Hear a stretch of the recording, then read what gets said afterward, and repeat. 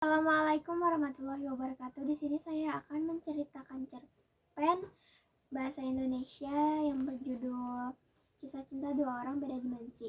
Devan adalah karakter utama dalam cerita ini. Devan merupakan sosok yang tampan dan sukses, yang memiliki perusahaan dan saluran penyiaran hingga terampil menembak. Namun di balik itu semua ada kisah kelam dalam hidupnya Devan. Devan dituduh melakukan pembunuhan meskipun tuduhan tersebut tidak terbukti. Devan berniat mencari sang pelaku yang telah menuduhnya melakukan pembunuhan itu lewat siaran televisi. Sementara Asa berprofesi sebagai ahli bedah tahun ketiga di salah satu rumah sakit ternama di kota itu, dan ayahnya sendiri merupakan seorang penulis terkenal yang bernama Aditya. Salah satu teman Asa adalah penggemar berat komik yang dibuat oleh ayahnya Asa, dan temannya sangat terkejut bahwa sebenarnya penulis komik itu adalah ayahnya Asa. Temannya Asa sangat ingin tahu dan sangat penasaran bagaimana ayah dari cerita komik yang dibuat oleh ayahnya Asa. Ia mengiming-imingi Asa untuk ikut bergabung dalam operasi bedah jika memberitahukan akhir ceritanya. Tak lama kemudian, Asa buru-buru pulang ke rumahnya untuk bertemu sang ayah. Sampainya di rumah, ia bertanya kepada asisten ayahnya, "Pak, ayah saya sekarang ada di mana?" Tanyanya dengan nada yang sedikit tinggi karena khawatir dengan sang ayah dan asisten ayahnya. Asisten ayah mengatakan, "Saya tidak tahu sekarang ayahnya di mana karena ayahnya Nan tiba-tiba menghilang begitu saja. Padahal saya tahu kalau beliau sedang membuat komik di komputernya."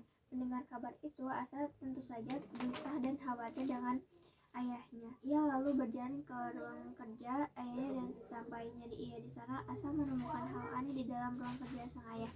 Asa menemukan komputer yang terbuka bersinar ke arahnya, dan Asa mendekat ke arah komputer itu. Lalu ada sebuah tangan penuh darah muncul dari komputer itu. Dan tiba-tiba Asa sudah berada di sebuah gedung tinggi yang ternyata itu adalah hotel. Asa sangat kebingungan dengan semua ini. Asa bertanya-tanya kepada dirinya, "Sekarang aku ada di mana? Dunia apa ini? Kenapa tiba-tiba aku ada di atas gedung?" Hingga matanya menemukan seorang pria yang tergeletak lemas dengan darah yang ada di mana-mana. Dan sekarang Asa bersama seorang pria misterius atau ralat, pria yang tidak dikenal olehnya, yang ternyata itu adalah Devan. Ia sangat ingin menolong Devan yang sedang kesakitan.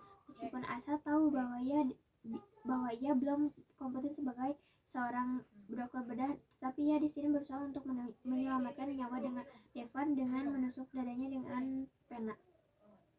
Tiba waktunya saat petugas kesehatan mengevakuasi Devan. Keanehan pun terjadi di atas gedung hotel itu.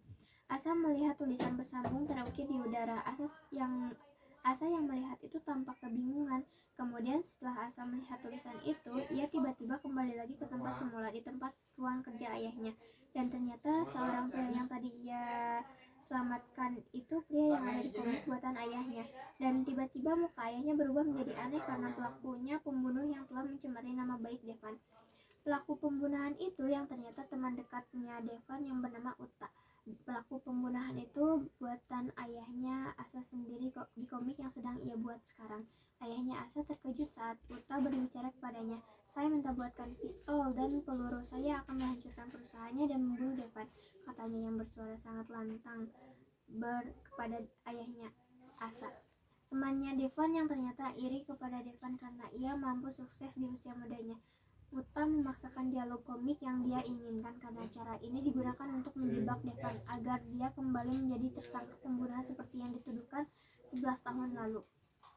Asa akan membantu Devan untuk membersihkan nama baik Devan. Rencana membersihkan nama baik Devan berjalan dengan sangat mulus. Uta dihilangkan oleh Asa, dan muka ayahnya kembali seperti semula. Asa bersama Devan sedang memikirkan cara agar komik itu happy ending. Asa mengiyakan pembunuh itu terjerumus ke penjara karena bukti pencemaran nama baik Devan dan penganiayaan terhadapnya. Dan bukti itu Devan berikan kepada polisi agar permasalahan ini selesai. Dan akhirnya Pak Aditya merestui hubungan